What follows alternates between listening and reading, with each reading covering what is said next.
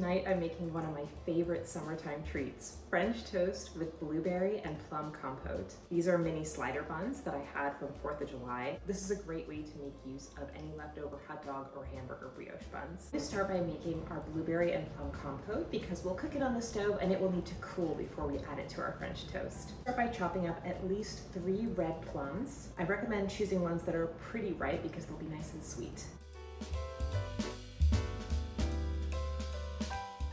I just leave the skin on when I make this and it's fine. It doesn't impact the texture negatively. I've chopped up 4 plums and now I'm going to zest 1 lemon.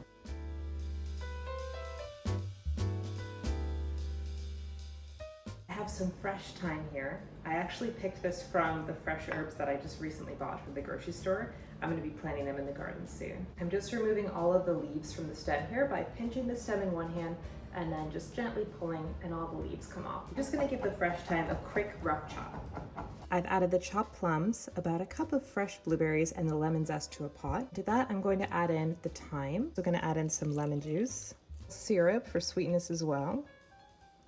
Just a little bit because we don't want this to be too sweet. I'm adding just a pinch of salt for balance. So going to add in a splash of water.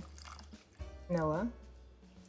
Also adding about a teaspoon of cornstarch to this to help it thicken. I'm going to start by bringing it up to a light boil and then let it cook on low heat until it's reached almost as thick as we want it to be. It will thicken once it cools, so I like to take it just to almost thick enough. It's important not to cook it over too high a heat because we want to give it time for all those flavors to incorporate, for the berries to burst and release all their juices before that liquid evaporates. I'm going to give it a little stir. And you can see how much liquid there is. This is all going to reduce with the help of that cornstarch that we added, and it'll start to thicken up. It already smells so good. The kitchen smells really yummy right now. This is what the compote will look like when it's done.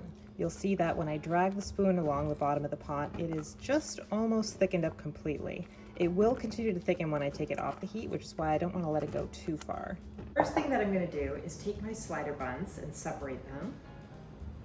Now I'm going to take a knife and I'm going to cut them in half. To make the French toast mixture, I'm going to start with 1 egg. To the egg, I'm going to add some maple syrup for sweetness, cinnamon, a splash of vanilla. I'm going to add some whole milk and heavy cream.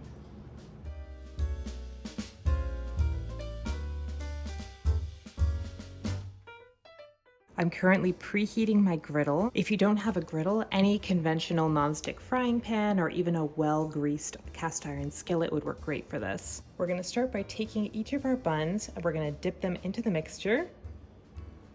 And the amount of time that you leave bread in the mixture varies based on the density of the bread. This brioche is pretty dry, so I'll give it a few seconds just to absorb all of that liquid and flavor.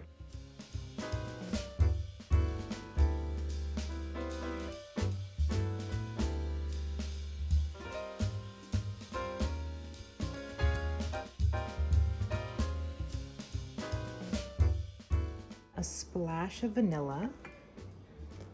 I'm also going to add in a couple tablespoons of powdered sugar.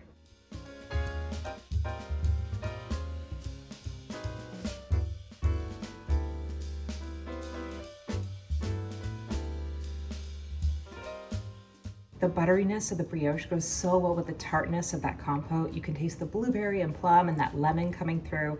And then finally the lightness of the whipped cream really balances everything out and makes every bite feel very fresh. I'm gonna go enjoy this now. Thanks for cooking with me.